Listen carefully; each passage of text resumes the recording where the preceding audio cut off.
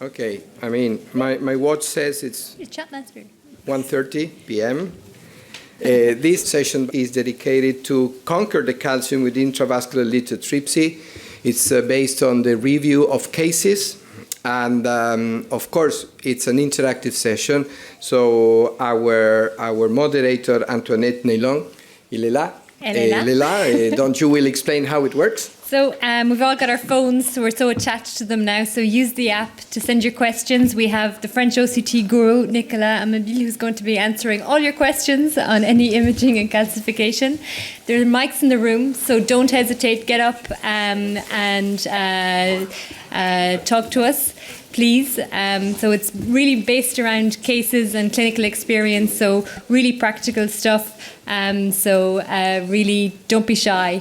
Ask any questions. Okay, these are the objectives. You are here because you want to review with us the latest data from the DISRUPT CAT clinical evidence supporting the use of IVL across the different calcium morphologies. This is one of the main cores of our meeting today, what is eccentric, what is nodular, what is concentric, how the device works in these different situations, to apprise the most recent 1-year OCT pooled analysis of the DISRUPT CAT 3 and 4 studies, and to evaluate the outcomes of intravascular lithotripsy use in females. That we know it's a high risk and difficult to deal with. I will call Professor James Pratt. Please, James, do the favor to us to come here. And I am opening your presentation for you. That's it. Great. Thanks, Flavio. And you thought eccentric calcium was controversial. So I'm talking about consistency across calcium morphologies, conflict of interest, fairly obvious on this one. And I think this is an interesting juncture in the management of calcific coronary disease. We're increasingly understanding more and more about it. And at this stage, it probably raises as many questions as answers. In some way, concentric calcium is a little easier to understand and easier to manage, but we can't generate arteries according to what we can treat. We have to generate arteries that we actually are faced with on a day-to-day basis. So eccentric and nodular calcium in particular is what I'm going to focus on today. And you can see OCT representations of the schematics that I've shown already. And the question I'm asking or posing to the audience today is the treatment the same between eccentric and nodular calcium as we know it is for concentric calcium? Or do we have a very different mode of treatment and very different methodologies to deal with? So I'd like you to think about this conceptual diagram for a second. So there's this ring of people with this balloon in the middle of the people. And then you've got the same ring of people, only half an arc. Now, if you apply centrifugal force to this kind of concentric force, if you like, you break it in a concentric fashion. But to apply the same force to the eccentric group of people, the balloon expands away from the force. And that's really very similar to what happens in eccentric calcium with balloon-based technologies. Here is an example of the eccentric calcium in schematic form. You can see it in OCT and in IVUS format. And when you look at the pooled data from the DISRUPT series of studies, what you see first of all is it's a common problem. So you can see that up to 50% of calcium comes in the form of eccentric calcium. So it's not something we can ignore, and we can't pretend it's a real-world problem. So what are the mechanical goals of this? Well, ideally, we want to selectively target calcium in a way that engenders concentric stent expansion. Because we know that concentric expansion, and particularly MSA, is what determines durable outcomes for our patients. However, if we apply circumferential force, it will, as explained from the schematic, tend to expand the elastic tissue and push away the inelastic tissue. So you get this characteristic tears at the interface between the elastic and the inelastic tissue. Calcium, of course, is inelastic. You apply sufficient force to it and it fractures, but it's a kind of binary event. It fractures or it doesn't fracture. And quite often you get this appearance, as you can see on the left, on the IVUS, where you actually create these multiple tears in elastic tissue, but you actually don't modify the inelastic tissue with balloon-based technologies.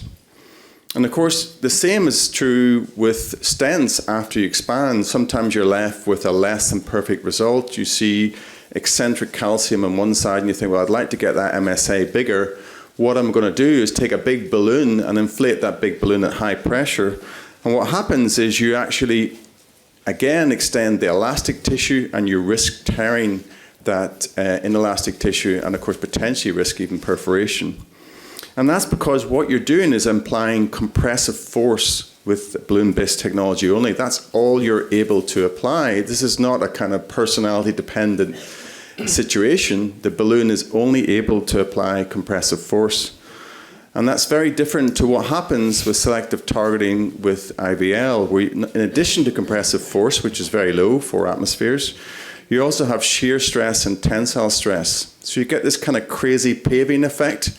So you're shattering the calcium across perpendicular as well as parallel lines to where the force is applied. And actually the mechanism of action has been very impressively demonstrated across a range of technologies. Here you've got micro-CT, again, the kind of crazy paving fracturing or the shattering of the calcium. And even here in the cross-sectional pathology image, again, this kind of crazy paving effect. So you're not changing the compliance of calcium. What you're doing is changing the relevance of the calcium to total arterial compliance, because it's total arterial compliance is what you really want to change. So an example of where we stand with this technology at present is that the series of studies to date have demonstrated a very impressive effect on concentric calcium. And what we've been discussing really is threshold of effect. When do you need it, as opposed to how well it works? Below a certain threshold, balloons will shatter concentric calcium pretty well. Above a certain depth of calcium, you really need to target it with specific therapies. And again, the mode of action is demonstrated within these images where you get these fractures around circumferentially, and then those calcific plates move apart to allow the stent to expand so you get the MSA that you want. So if you think about it mechanistically, there are some clear mechanistic advantages of IVL. It's not dependent on hydrostatic force. It selectively targets calcium. It modifies deep wall calcium in a way that's not contact dependent, unlike rotational atherectomy. It doesn't depend on wire bias, and it doesn't matter how big or small the vessel is. So that brings the question, well, if all these mechanistic effects play out, then you should see them play out in the data. There shouldn't be much of a variance between where the arc is and how well the stent expands. And indeed, to date, that seems to be the effect. So across calcium arcs, you get the same consistent stent expansion. You can see 100% across arcs within this kind of pooled data set. And again, the mechanism of action for emphasis is targeting these calcium fractures independent of effects on elastic tissue. So the two important implications are that you result in concentric stent expansion and you don't risk overexpansion in the elastic tissue, as mentioned already. So there's potentially clearly a big safety message there as well. So just concluding on eccentric calcium, I'm not really sure what happened there, but concluding on eccentric calcium, I'll just go through that very quickly again. Don't say the word concluding because it's go to the... I know, yeah. Exactly. It's clearly a trigger word. It's my safe word. There's also airport is my other safe word. So without saying the C word, and the C word is obviously very different implications in Ireland, eccentric calcium remains a challenge. Conventional therapies have limitations. There is this mechanistic advantage, and that does seem to translate to procedural advantage as well. So I'm going to touch briefly on nodular calcium. I promise I will talk quickly. This is probably, to my mind, the most difficult part of the calcific morphology to treat, but it's still common and it still results in significant pathology, both from an acute coronary syndrome and from a chronic stent failure perspective. You can see it in OCT and calcium as well. Some of the most interesting bit is that calcific calcium occurs in the background of severe calcium, and that's usually due to torsional stress. You get these plates of calcium, they act as basically a stress model where they can't twist because they've got no compliance left, and you fracture the points in the middle and create these nodules which kind of poke out. And you can see we all know what a right coronary artery looks like, but we sometimes forget how much they move. So if you look at where you should be seeing calcific nodules, it's at areas of high torsional stress. So the mid-right coronary artery is a classic area to look for nodular calcium. And actually the proximal LED is also a classic area. You can also see them increase in prevalence at the ostium of coronary vessels as well. And it's also important to remember they don't occur in isolation. They occur in the context of severe calcium. So there's a lot of calcium, you're more likely to see a nodule. It's very unusual to see a nodule in the absence of significant severe calcium. And we're starting to learn more and more about how they behave after we treat them. They either completely deform, and that's about a third of cases. They partially deform, or they don't seem to deform at all. And it's very difficult at the present time where we are to understand imaging-wise up front which way that's going to go. But what you want to see is a fracture within the nodule itself, and that gives you some confidence that you're going to subsequently expand it. And if you look within this data set again, about nearly 80% of cases, you still get concentric expansion. So even though intuitively you might think this is a very difficult subset to treat, you still get very reassuring results. And again, across this data set, you're still seeing equivalent results with calcific nodules in terms of stent expansion versus no calcific nodules, which again is very reassuring. So again, using the C word, you see these visible fractures.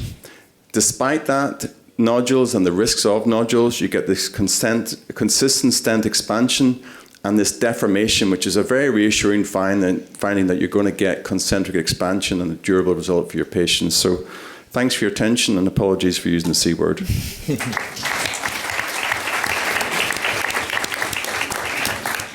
So we have material for discussion. This is very, very relevant to our session today. First question, do you have questions from our colleagues, Nicola? There was one question about calcified nodule, but you addressed it. Is it appropriate? No, okay. No.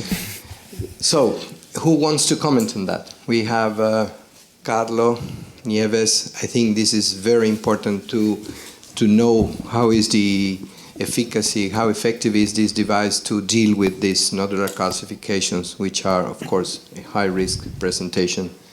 You want to comment, Carlo? You have a lot of experience in that. Thank you. I mean, first of all, it's very reassuring what James showed, that we can achieve on eccentric calcium basically the same multiple fractures that you achieve in concentric calcium. Sometimes it's more difficult to show it. That's because you need to expand it and see it during expansion, otherwise there will be some recoil and that area will look like not being touched. But in reality, the fractures are there, otherwise you won't see all this expansion. The question remains, do you always need it? Okay. And I think this is maybe the only question mark that remains. Probably eccentric calcification in very large vessels, the importance will be limited to situation when you have a bifurcation opposite and then you don't want to impair flow at the ostium of the branch. In other instances, you may see what happens once you use the balloon. Yeah, I think from a conceptual perspective, it's interesting to think not just in terms of how we view imaging OCT IVUS as a still image, but how the vessel performs with a nodule. And if you think of it as a hinge point, an inflexible hinge point, you know, if our engineers are testing stents, what they do is they make one end inflexible and then they move the other end like that. And as with any hinge, if you do that enough, there'll be a fracture at that point. And that explains some of the mechanistic reasons why nodules are so deleterious to long-term outcomes. So it may well be that the acute result distracts us from the long-term durability. That actually the numbers in terms of MSA may not be the whole story here. That modifying the calcium to improve vessel compliance, to improve durability downstream, is probably a better target.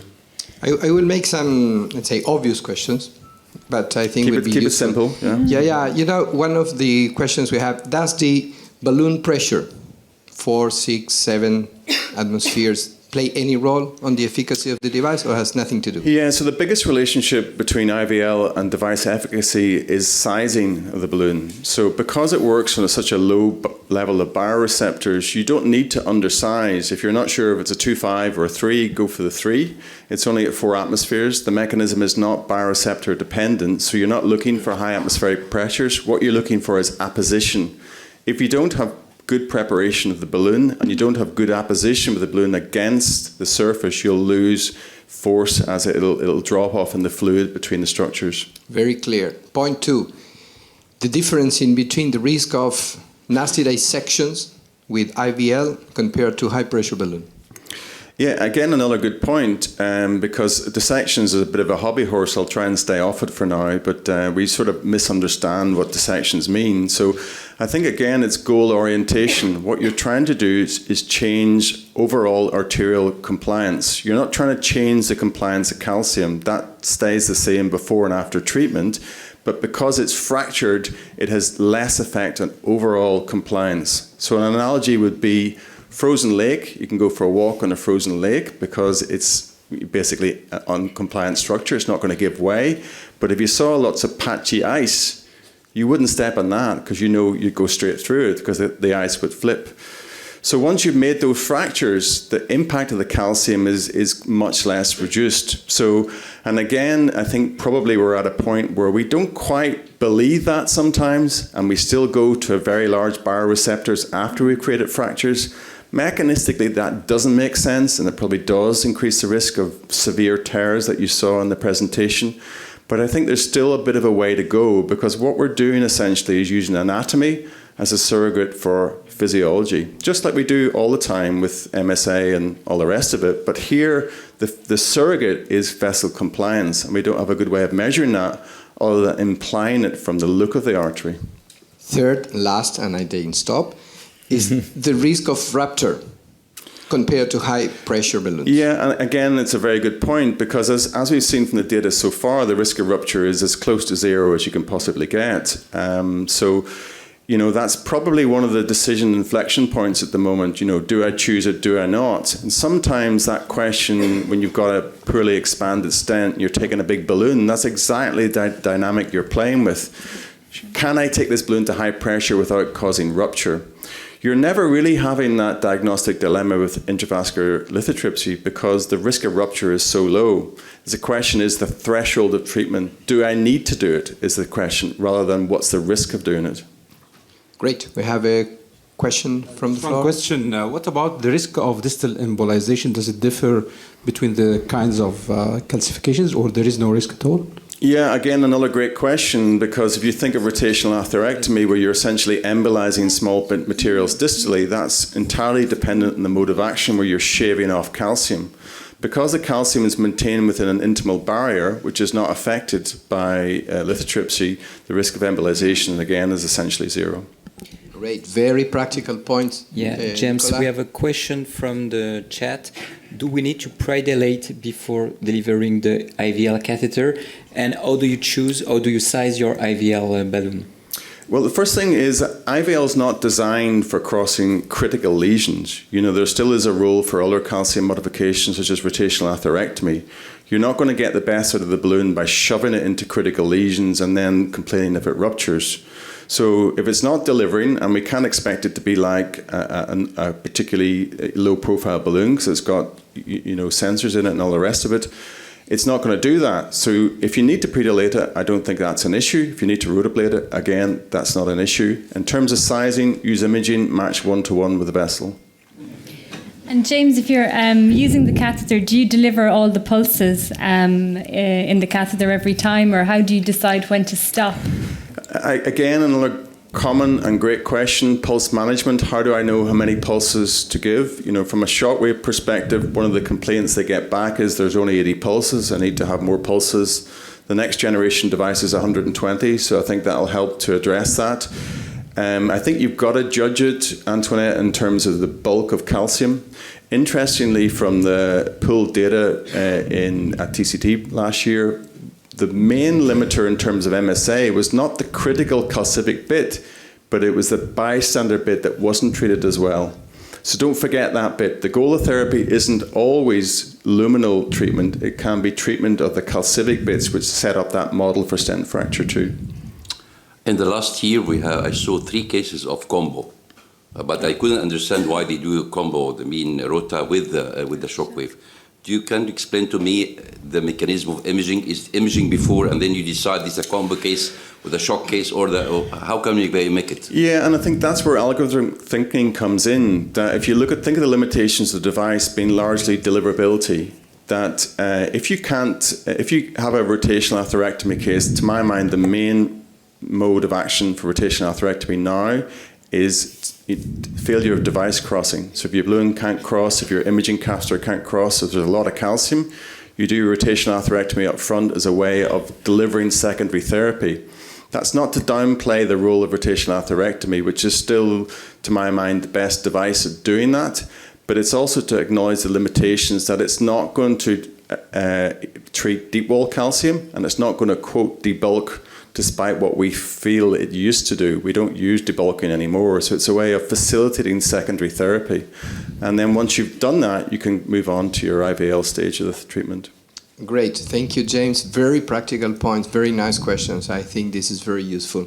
Now we want to hear Nieves Gonzalo from Madrid, Spain, very expert operator on the calcium field. Thank you, James. No worries, yeah. So good afternoon, and thank you very much for the invitation to participate in this session. So we have heard now from James that CAT3 have demonstrated sustained low rates of clinical events at 1 year in patients treated with IVL. So this was reassuring. We also have heard from James how the pooled OCT data from the DISRUPT studies have shown a consistent effect across different arcs of calcium. So in the end, you can achieve good stent expansion with different rates of calcification, and also this very interesting part of the calcium patterns and how it can work also in calcified nodules, as has been shown and explained. So what is interesting, or would be interesting, is trying to understand whether these patterns of morphology, the calcium morphology, can impact clinical outcomes.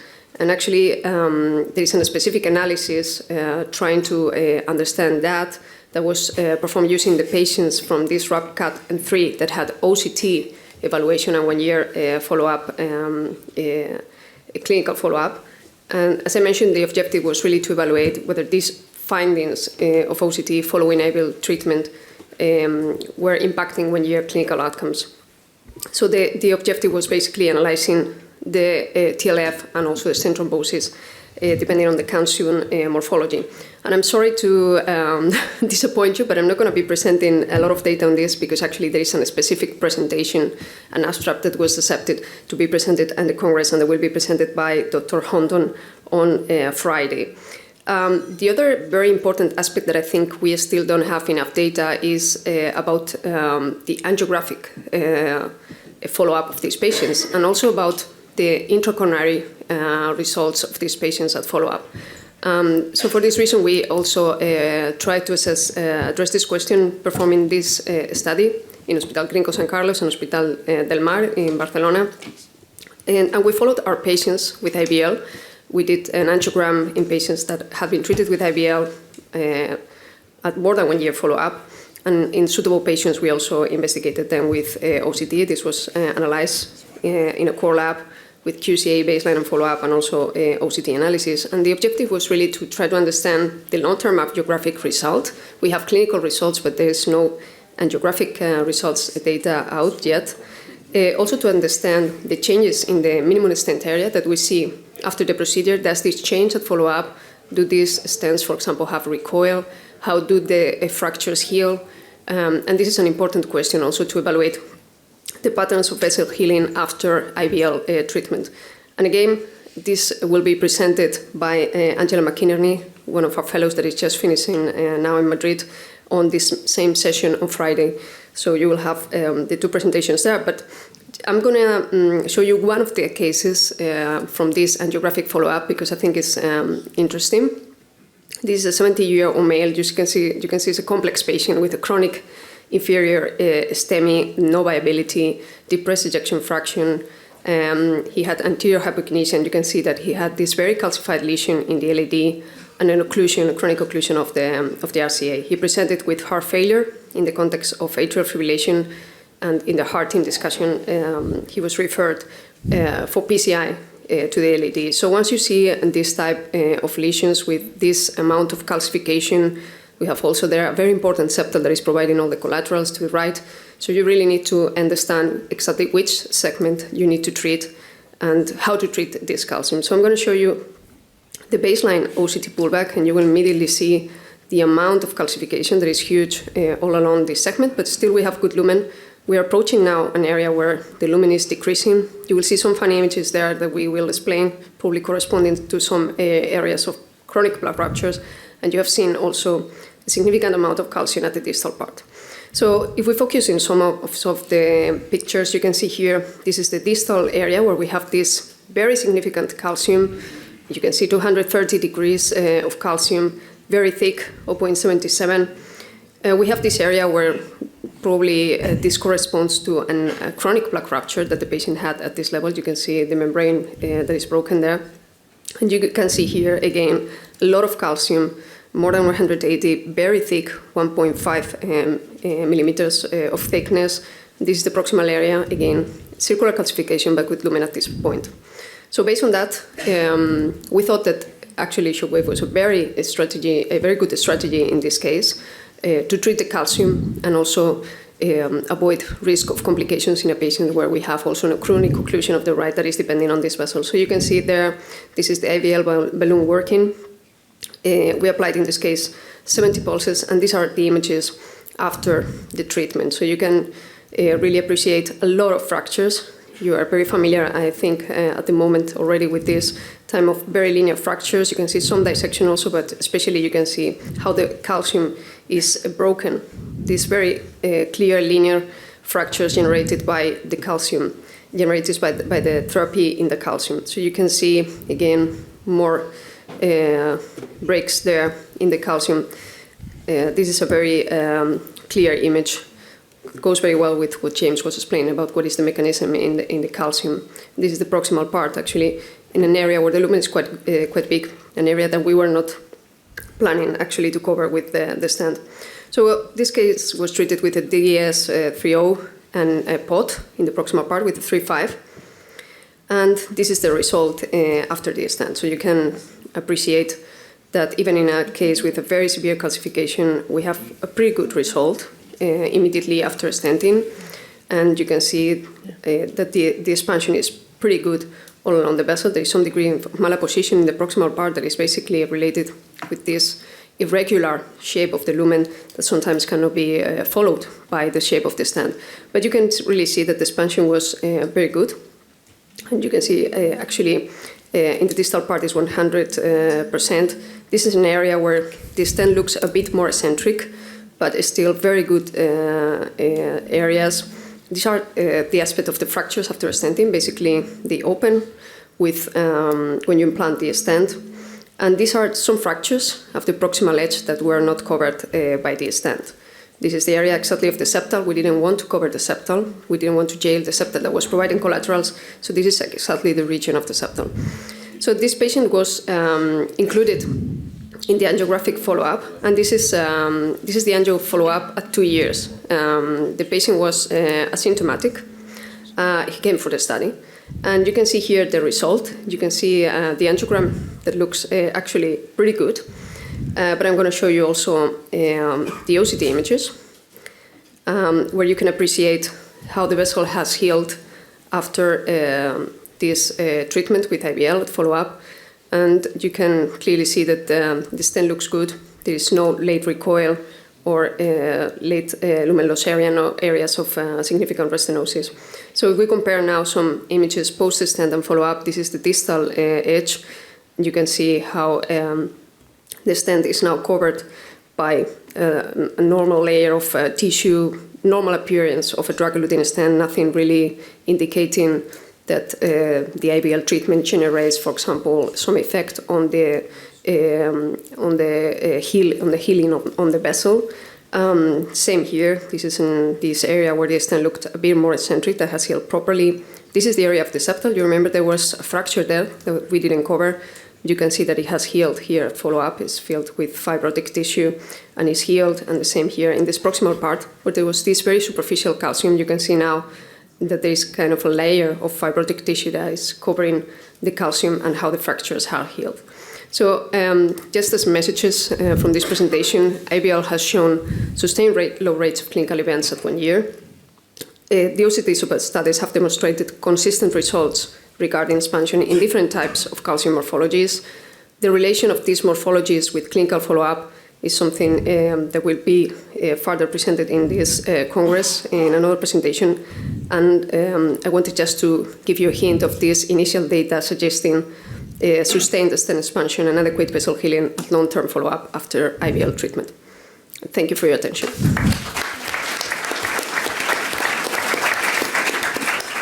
Thank you for the elegant presentation. My question is about what about the relation between the pre-IVL imaging predictors like the calcium thickness and the arc of the calcium and the cycles of the IVL we can use? It is operator dependent or there is a predictors from the pre-imaging? You mean the sizing of the IVL volume? I mean the clinical predictors of the calcium thickness and the arc of the calcium and the cycles of the IVL I used. The cycles, okay. Yeah. Mm-hmm. There is any correlation between them? Not that I'm aware of. I mean, the OCT analysis has been focused very much on the morphologies of the calcium, and I'm not aware of any analysis specifically about how many pulses do you need to apply depending on the type of calcium. As it was said before, I think it depends on the amount of calcium. It also depends on how you see the balloon expanding. Sometimes you start with IVL, and it takes really 80 pulses for the balloon to open. If you apply a number of pulses and you see that your balloon is expanding symmetrically, it's always good to do a couple of angio images, make sure that the balloon is expanding symmetrically, then probably is enough. Nicolas. Yeah, another question for you. In case you treat a bifurcation with IVL in the main branch, does it increase or not the risk of side branch occlusion? In your experience? In my experience, it does not, and besides, it has an advantage because you can leave the wire. So it's reassuring that you can leave the wire in the side branch as protection when you treat IVL in the context of a bifurcation. And there is no risk of increasing the fragility of the JAD wire. You don't harm the JAD wire in the side branch. We have not experienced any problem. I don't think there is any data in this regard. Great. So we move to the next, which is yours, Carlo. Thank you, Nieves. Thank you very much. Carlo will show us the difference in between gender difference in the treatment of calcified vessels. So people complain that great technology, but we don't have enough data. Where are the data? And I'm trying to show you some new data specifically about gender, my conflicts of interest. So first of all, women, of course, are rarely treated at a younger age. They have protective hormones, but when you pass the 70s, you have more women than men in your cath labs.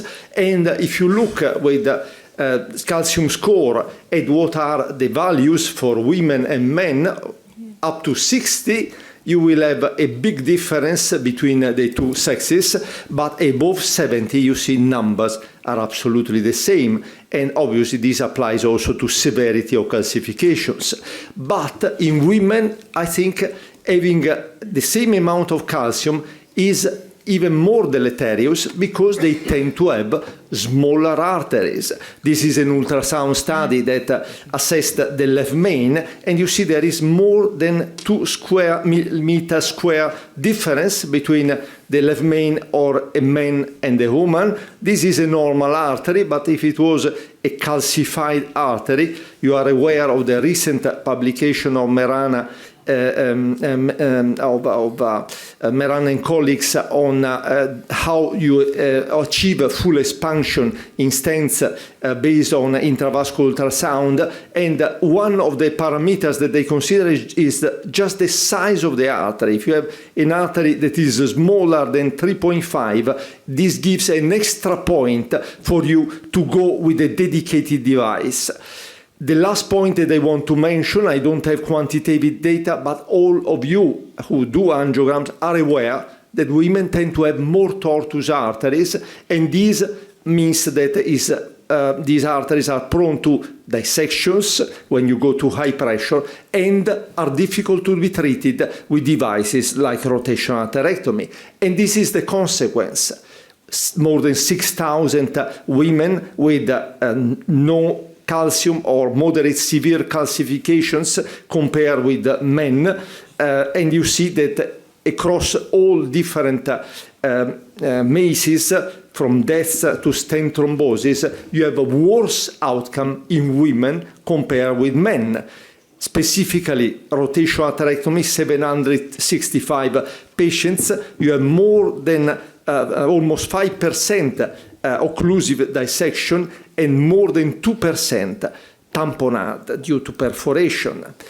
And I'm showing you such an example in an 82-year-old lady, one of our first cases when I went back to Florence, diabetic with renal impairment, with peripheral artery disease, was admitted because of effort angina, and the operator found her to have an intermediate branch with subocclusive stenosis, and the large LAD, don't ask me why, started with the intermediate, but using high pressure dilatation, perforated, got a rupture of the artery that felt to have healed with prolonged dilatation and stopping, reverting the heparin, but in fact, I met this patient overnight because she developed tamponade in my ITU, and it's not so easy when you meet a patient the first time puncturing her belly to extract blood. So when I suggested her to do the LAD,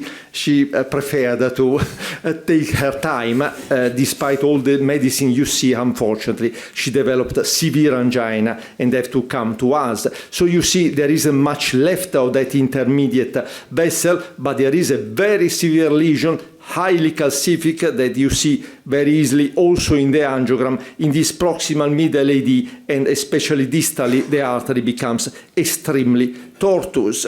So when you look at OCT, you have seen the beautiful images of Nives before. At that time, we didn't have the ultrasound, the artificial intelligence to automatically measure thickness and arc of calcium, but it's easy to understand that this calcium is thicker than 1.5 millimeter. It's present also in the proximal relatively large lumen, a very severe calcified area, and across the most severe narrowing, you have a 330 degrees of very thick arc of calcium prolonged over a long segment of the vessel with a very small area of 1.08 millimeter square, and the lumen, the vessel size, is also extremely small. Apparently is less than 3 millimeter also in the proximal segment. So you have all the characteristics that lead to a terrible result if you use conventional techniques. At that time, we had to apply to have this system specifically for a patient. We did, and we used a lithotripsy, first a 2.5 balloon distal and then a 3.0 balloon proximal. And you see that there are multiple fractures across these thick layers of calcium with a distal dissection. And at that point, we just implanted two long stents, 28-33 millimeter, post-dilated, not at crazy pressure, 18 atmospheres, with the result you see. Good circular expansion and excellent apposition, leaving the side branch still nicely open, and you can of course maintain your wire throughout all this process. This was the final result.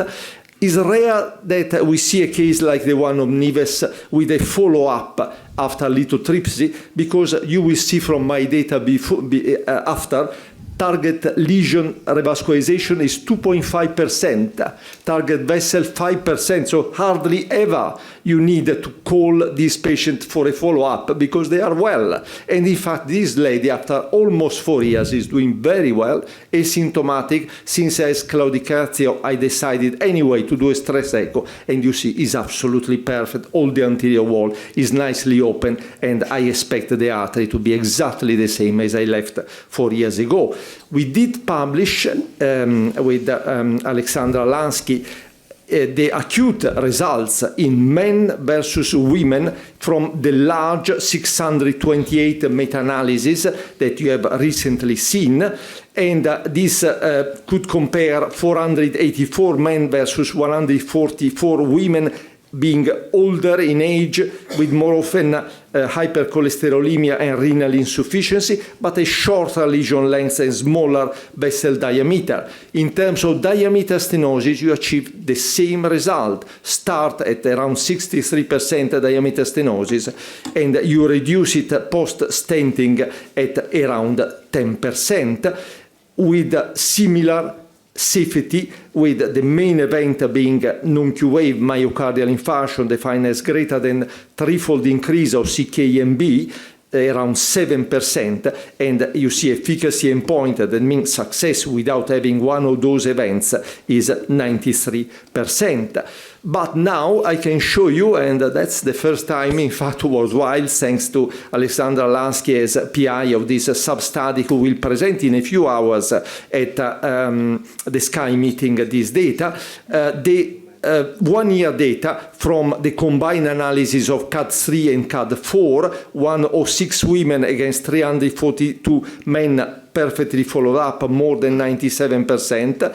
Age around 3 years of difference, older women, 74 versus 71 years, with a reference diameter which is around 0.3 millimeter smaller, slightly shorter lesions of around 3 millimeters. So there are differences between the two sexes, both clinical and angiographic.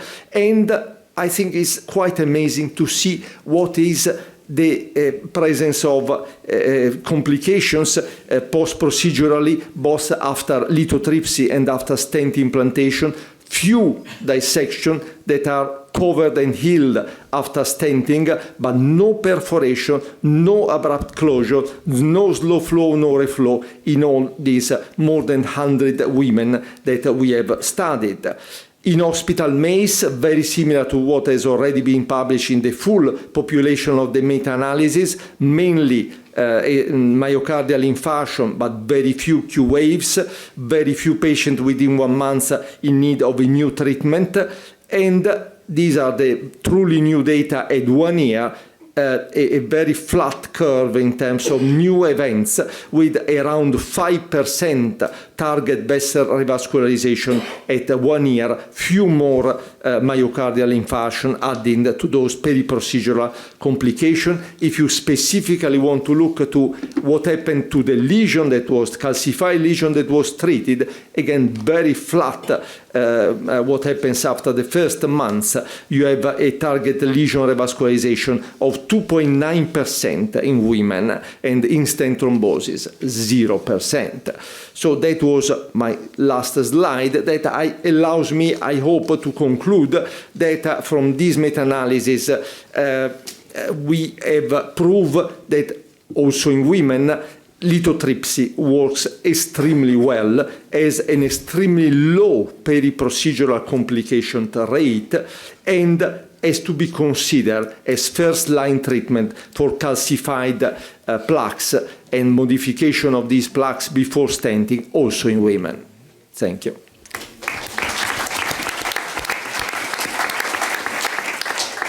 Thank you, Carlo. I mean, you've shown us results that, there's safety and efficacy results in terms of the treatment. Has that changed your practice? And if you see a woman with a calcified lesion, has this data, has this affected your practice and how you'll manage that calcification? Thank you for your question.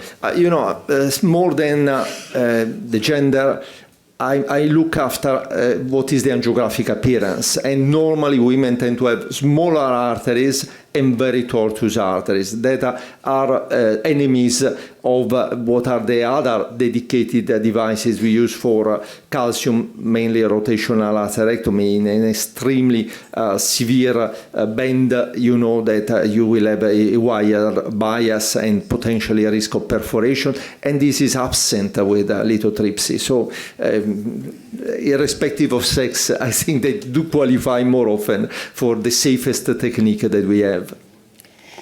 We had some questions as well just about a lot of this data is on stable patients. Do we have any data in acute coronary syndrome, maybe the presence of thrombus and the use of IVL? Thank you for your question. As you know, the disrupt had stabilized MI or stabilized acute coronary syndromes, but not patients with visible thrombus. However, there are now data, and Margaret McEntergart and James Pratt presented, I think, around 70 patients with acute coronary syndromes, and results are similar. I mean, it's obvious that when you enter with rotational orbital atherectomy, super high speed in thrombus, you just spray this wherever down the artery, while with a gentle balloon dilatation, you can get rid of the segment that doesn't allow you to, for instance, reach the occluded segment and thrombotic occlusion very safely. Historically, the treatment of females with calcified lesions have yielded worse outcome compared to men. So what you are saying in your conclusion is that this device will equalize the risk? Can I ask Nieves and James if you agree with that in your experience? Yeah, I think the data is reflecting basically what we see in our day practice. I mean, all the considerations about vessel size, tortuosity, etc., that increases the risk of doing other techniques of plaque modification, such as, for example, rotational atherectomy. Well, they are not that important in this case. Maybe tortuosity in some cases can be relevant because the need of advancing the device, but clearly is a device that does not have a high risk in women, as some other devices have demonstrated. James, can I? When we were so bad at identifying calcium in angiograms, it's really difficult to even the detection of calcium just with an angiogram. We can be left fooled a lot of the time. How do we know when to go for imaging? What's your threshold? Do you take a balloon, see if it opens, and then go for imaging? Just to try and understand how we fit imaging into this. Yeah, I think there's two separate questions there. What's your threshold for imaging? I'm never a good person to ask these kind of questions because I do it in every case. I think if you're concerned about calcium and stent expansion, then there's pretty good data to suggest that in the absence of severe angiographic calcium, the risk of stent underexpansion is pretty low. I think Ziad's published a couple of papers kind of reinforcing that. So if you want to get down and dirty and pretend that MSA doesn't matter, you can probably fool yourself best in that arena. What we know with angiograms is that they're insensitive for calcium, but they're quite specific. So if you see calcium on an angiogram, it probably matters. And you shouldn't really do the balloon test because, as we've seen already from the morphology, it's variable. You could be treating eccentric calcium, you could be treating nodular calcium, you could be treating concentric calcium. Why not understand what you're treating and plan your strategy accordingly? That makes a lot more sense to me. Then you can also make your procedure more efficient. You can also make your procedure safer for the patient. And ultimately, you can promise the patient a more durable procedure. So I don't see that as a big sacrifice, 10 minutes of my time to add in a durable outcome for a patient. And I think I don't really understand why people don't want to do imaging, but I'm happy to help them along that pathway. And another question from the floor. Any concern on treating left main lesions, or is it a good indication? Well, I don't know why people think that is risky to keep a balloon for a long time. That's what I heard people saying with to erogate lithotripsy. It's 10 seconds. And in fact, you can even, in between series, go down after the first 5 or 6. So it's really not an issue. So I really no concern, and to be honest, sometimes I see overuse of support devices once this procedure can become much easier with lithotripsy. Okay, so as the session is conceived, the last 2 minutes are dedicated to to give you a reminder of the conclusions of what we have said. So this is the least, in my opinion, the least interesting part of the session. But I have to put this slide when we see which are the key learnings. IVL safely and effectively modified concentric, eccentric, and nodular calcium, resulting in excellent stent expansion. Disrupt CAT 3 and 4 at 1 year demonstrated that IVL results are durable with low rates of MACEs and target lesion failure irrespective of the different calcium morphologies. And I think this is very important. Coronary IVL is equally safe and effective in both men and women, and therefore the technology could serve as the primary calcium modification therapy for women. I think these are very important statements. This is a big advantage in our CAT labs in terms of safety and efficacy. I take the chance to communicate with you without the other related sessions during PCR. Next one is tomorrow at midday, and then we have one on Friday at 10:30, if you're interested on following these topics. And then just to remind you that PCR has a dedicated group for the treatment of calcified lesions. This is a group called Euro4C. You can, for free, join the group. This is the website on PCR Online. This is a forum for you to share cases, ask questions, put comments. The group has an editorial board that regularly publish cases every month. So we invited you to join and to share your experience, make questions, and there is a lot of interest in that. With that having said, I really thank you all the participants. It is great to see this packed room, and wish you a very nice evening in Paris.